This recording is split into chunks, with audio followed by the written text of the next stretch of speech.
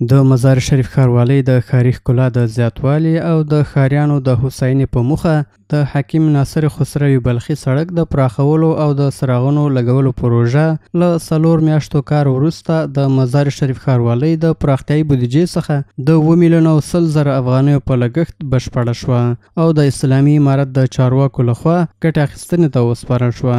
د ښاروالۍ مسؤلین دا پروژه د ښاري چاپیریال د ښه والي، د ښاریانو د تګ راتګ په برخه کې د اسانتیاو او د ښاري سمسورتیا پر لور یو اغیزمن ګام بولي. د دوی په وینا د مزار شریف ښاروالۍ د پراختیایي پروژو لګښت د دې ادارې له خپلو عوایدو څخه تمویلیږي یا د عواید د صفایي خدمتونو د ښاري مالیاتو لنډمهاله کرایې او له بیلابیلو نورو سرچینو څخه ترلاسه کیږي. ما برای شما اطمینان میتیم که چیزی که از اون بخشی که در شهرواری عواید جمع آوری میشه او به گونه شفاف و عادلانه انشالله الرحمن به مصرف رسانیده میشه. در همین شهر در جیب شخصی و در جای شخصی و به مصرف شخصی الحمدلله مصرف نمیشه.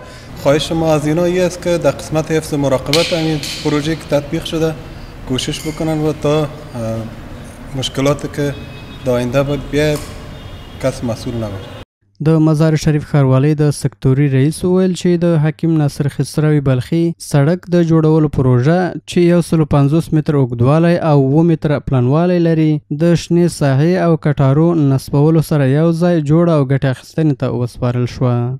سرک ناصر خسروی بلخی است که بالای همین زیرزمینی قرار داره و یک طول از 150 متر بود که دو طرف ریز شده، یعنی کلان ساخته شده. در بعض موقعیت 8 متر و در جایی که پارکینگ 7 متر و همچنان سرسبزی و تنویر هم شامل از بود.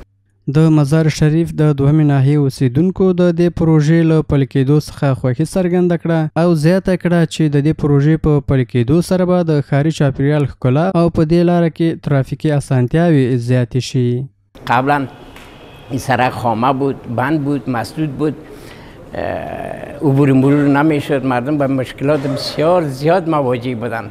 بعد از اینکه سرک افتتاح شد، گلدانه ها برش جور شد، پارکینگ جور شد، به زیبایی شهر افزوده شد، بسیار یک تصاویر خوب است. ما از مسئولین محترم شهرداری مزار شریف تشکری میکنیم در قسمت عریض ساختن یا کلان ساختن این جاده ما را همکاری کردن که امروز این جای خیلی افتخار است که تمام هموطنان ما شاهد هستند که از این بابت ما مشکلاتی که قبلا داشتیم رفع شده.